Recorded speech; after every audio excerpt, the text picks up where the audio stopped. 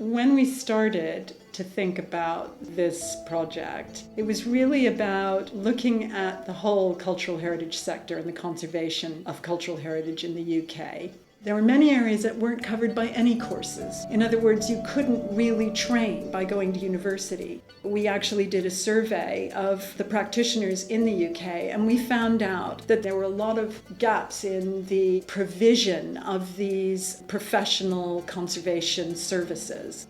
Our experience at the National Trust was that conservators coming straight out of the training courses did not have enough practical experience to work without supervision straight away. And so you need a period of time in which those skills develop, and that is exactly what the internships are designed to provide.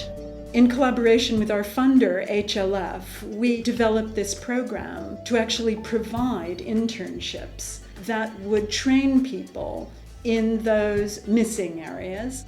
When we gave it the funding, we had the aim of trying to do a number of things, which would be address some skill shortages that were demonstrated, to bring some new entrants into the sector to add some vibrancy to the workforce, and also to share some good practice and to embed some work-based training protocols.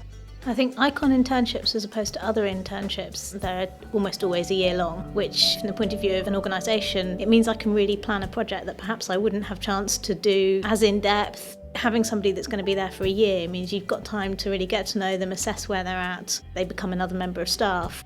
I think employing ICON to help us manage the system has meant that we've benefited from the fact that they have done all this before. They have established programs for reporting, feedback and support. It's the ideal way to develop an employee because we were in a position to train him exactly as we would if he was an employee, but allowing him to have all the time he needed to develop in a very holistic, natural way. I think one of the biggest strengths has been the match-up of the intern candidates with the mentors, both from the point of view of their existing skills for both the candidates and the mentors, but also looking at the career development of where the candidates are wanting to go. We've had great support from ICON, and having chosen the candidate, it couldn't have worked better. Sophie has great competency herself, but she's learnt a lot, and we from her too. She has brought skills into the workshop and made us look at things in a slightly different way. I feel being on the internship has been kind of a platform, so I feel I have more confidence. I can build on that confidence that I've gained here, because I've been able to work independently and also with a supervisor. There's been a couple of really special objects that have come through the doors that I've just been like, wow, you're never going to get that anywhere else. And then just dealing with plastics and dealing with the collection that is at the V&A, that's been really, really special. My career has completely taken off since the end of my internship. I was offered a full-time job with my host company, which is fantastic. But equally, I've been published, I've been on television, I've had lots of great opportunities and experiences that I know I would not have had without that first door being opened by ICON. Personally, it's kind of improved my confidence, just kind of interacting with people and stuff. We've started doing public tours, and the people who funded the water pieces, part of their kind of prize was to come in and meet us, and we kind of demonstrate what we were doing. You kind of realise it is quite an important part of conservation now, because people are interested. There's lots of events that I kind of organise that the interns have gone to, and Sarah's been particularly helpful in setting up meetings between Paul and other paintings conservators. She's constantly emailing him with different paintings conservators she knows across the country, trying to arrange meetings, so it's that sort of networking aspect. We've been to visit various studios, and it kind of builds up your knowledge of how the different studios work, and also now I know a whole lot more people in the business.